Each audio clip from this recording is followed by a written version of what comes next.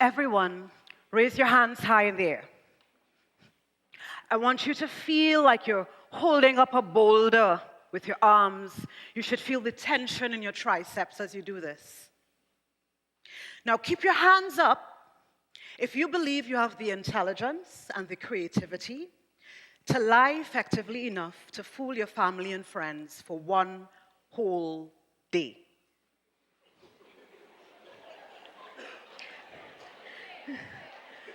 How many of you think that you can do it for 1 week? A month? A year?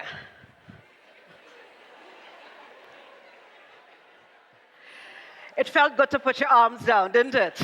Are they still, if your arms are still up, put them down now. It felt good to put your arms down. But that does not even come close to what it feels like to stop lying and to just be your authentic self and be accepted for who you are. And right now, there are millions of people all over the world who would love to have that feeling, but they can't. And so they gather in a safe space online, in many different chat rooms and groups, and there they get to incognito say what they really feel and leave comments just like this one. And this one.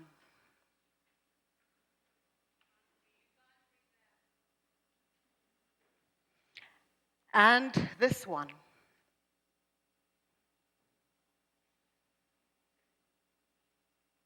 And this one. And these are just a sample of actual comments that I've pulled from the internet.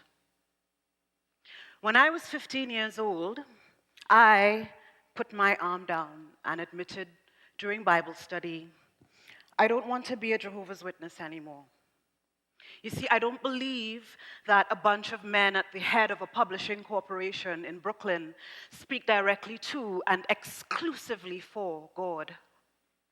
I don't believe that my non-Jehovah's Witness relatives and school friends who are Roman Catholic, Hindu, Muslim, no religion, that they're all evil and bad associations controlled by the Satan, the devil.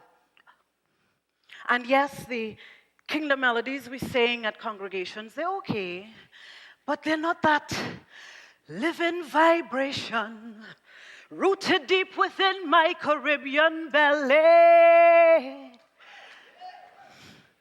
Kaiso, steel pan, soca, reggae, rock and roll, oh, instant transcendence.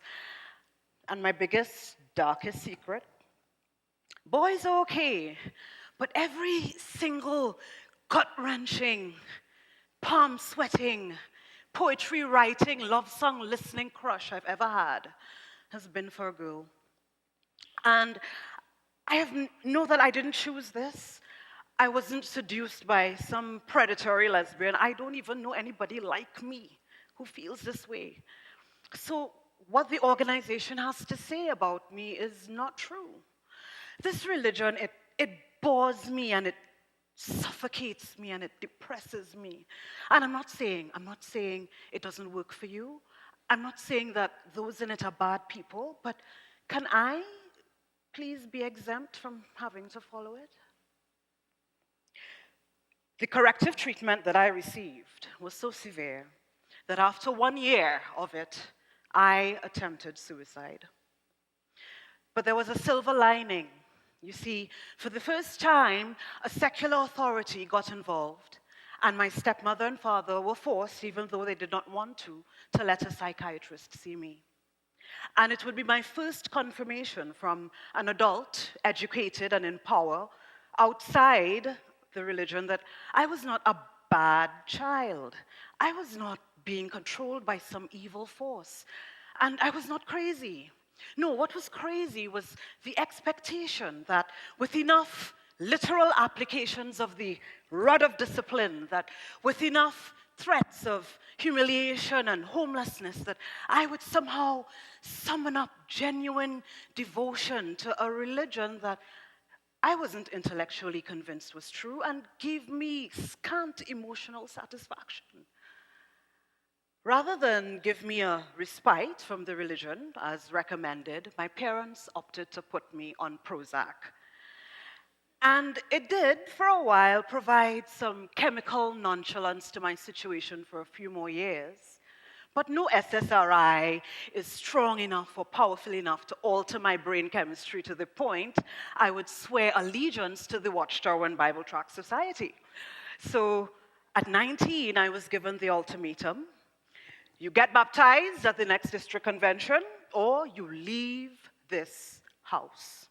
And if you leave, we will cut you off financially, no communication, no contact. It will be for us like chopping off a leg. And yes, we will miss you, and it will hurt. But we will learn to walk again without you. But what happens to the amputated leg? At 19, I packed my things into 2 garbage bags, and I left home.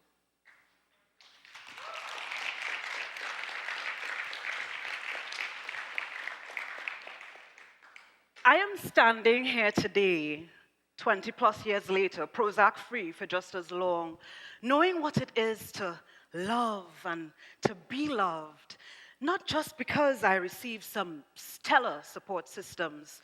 This one is a very good one. But also because when I left home, I did not jump from the frying pan into the fire.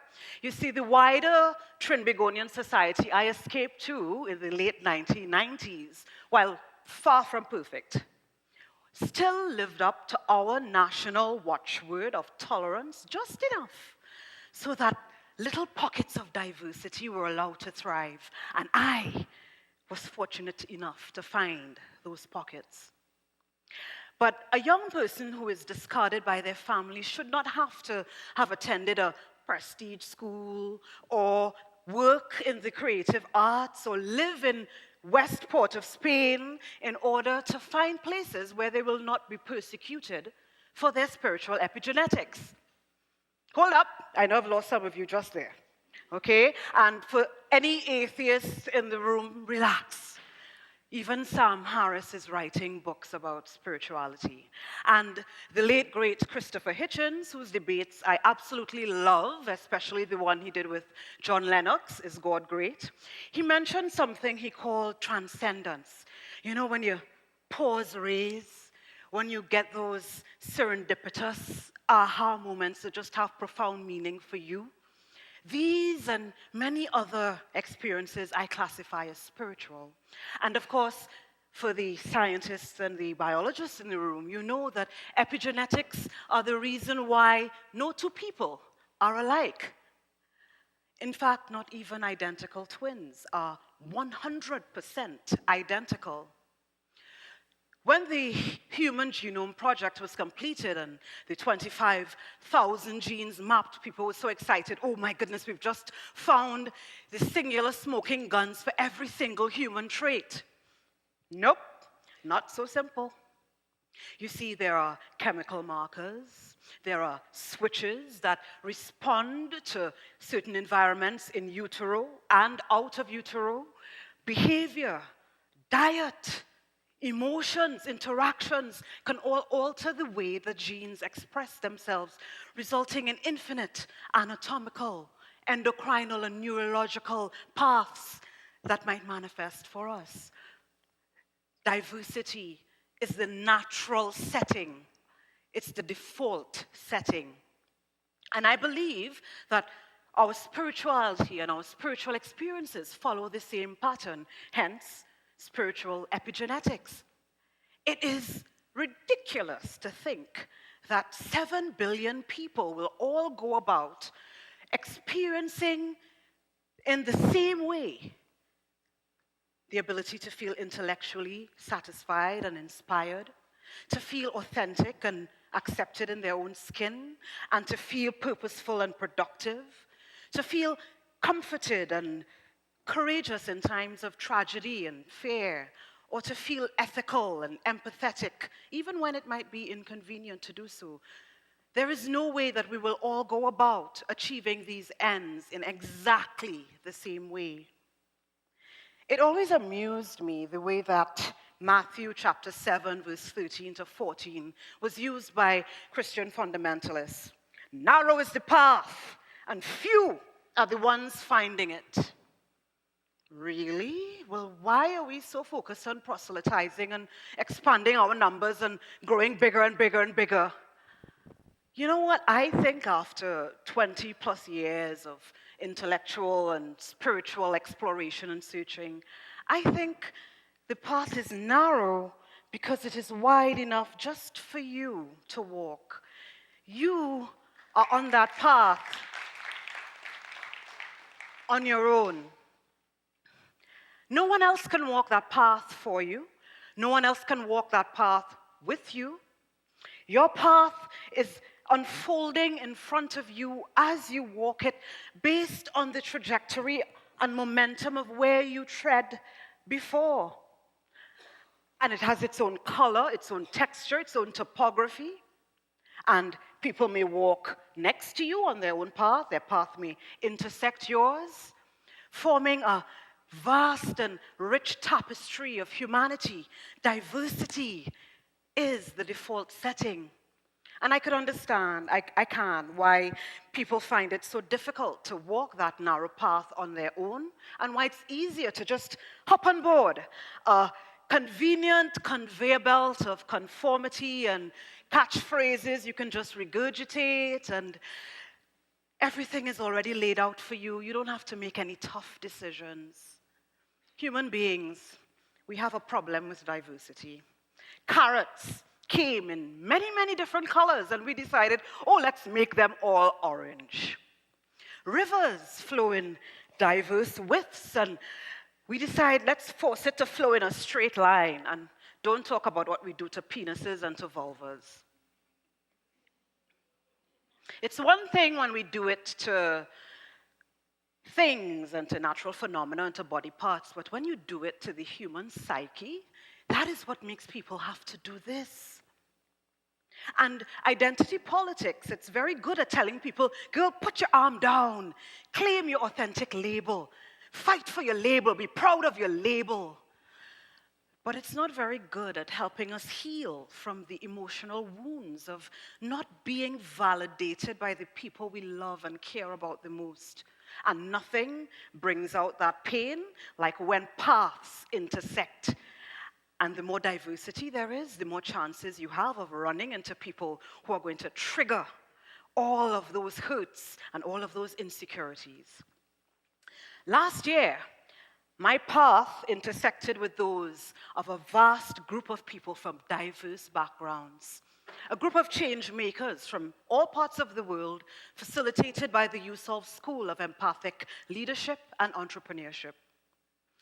Just to illustrate, I'm in the process of developing a virtual reality game concept, and my collaborators are Danish, Romanian, Francophone American, Trini, British. Think of it as a global yard. And in this yard, nobody is asked to change their religion. They're not asked to change the expression of their culture, their background, nothing. There are only two rules. One, everything we do must be for the furthering of sustainable development goals. And two, come as you are. Your spiritual epigenetics is welcome.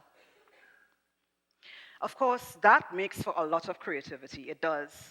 But it also means that from time to time, we are going to trigger each other, and a bit of that hurt is going to start bubbling up to the surface. But the soon-to-be Dr. Margaret Rose Goddard has a very novel approach to anger and to offense and to feeling triggered. Imagine if anger and offense was not treated as a problem. Imagine if every time someone rubbed you the wrong way or triggered you, you got excited because you realized this was an opportunity for you to connect, to understand, to resolve, and to emerge to a place of greater clarity, of greater personal and creative power. When I heard this, it blew my mind. It really did. And not for the reasons you think. It blew my mind because I realized I had lived this acronym called CURE without even realizing it. You see, 1 year after leaving home, my father contacted me and said, I'm ready to talk now. And we met at a bar in Port of Spain, and over rum and cokes, we connected. He told me his true story, the story that Caribbean parents rarely ever tell their children, which is that when I was your age, I was the same way. I rebelled. I thought the Watchtower and Bible Tract Society was absolute nonsense. And I left, and I delved into Satan's system of things. That's the term Jehovah's Witnesses use for everyone and everybody outside their religion. And he succeeded. Academic success. He soared. And then he crashed and burned. And through the filter of his spiritual epigenetics, he interpreted that as divine punishment for leaving the religion. And for the first time, I understood my father. And I saw before me not this domineering man full of religiosity and judgment, but someone who was jaded and wounded and scared. Scared especially for his daughter, for this soft, naive, daydreaming, chubby, short, black daughter of his, and what the world would do to her. It would chew her up and spit her out. He said, there is no way I can choose you over God. I am so fearful of God's punishment. I can't do that. And I said, I would never ask you to do that. All I wanted was just not to be part of your religion. And he said, well, if you're not coming back into the fold, you are forcing me to choose because you are declaring yourself an apostate. And I cannot financially support an apostate. I cannot be associated with an apostate. You are a bad influence. Some resolutions bring people closer together, and other resolutions end like ours did, in a mutual and permanent goodbye. But it's not the style of the resolution that's important, it's the substance of it that is. You see, my anger, that deep, gaping wound, that was gone and replaced with empathy. And when that happens, healing can start to begin. But remember, I was not going through the cure process consciously at all. So it took many years for me to emerge from that experience. And sadly, it happened after my father passed away. And it was recalling our time together that a happy memory came up. I was studying for A-levels. That's not the happy memory. But he was in the other room watching television, and the announcement came on that the Shawshank Redemption was up next. And the following program is rated R. And I knew he was going to change the channel because rated R movies. But I stopped him, and I begged him and pleaded, please, you have to watch this movie with me. And I don't know what happened, but that night he agreed. And under all the cuss words, under all the sex and violence, this story touched him. And at the end of the movie, we were laughing, we were crying. Wait a minute. I got my father to watch an R-rated movie?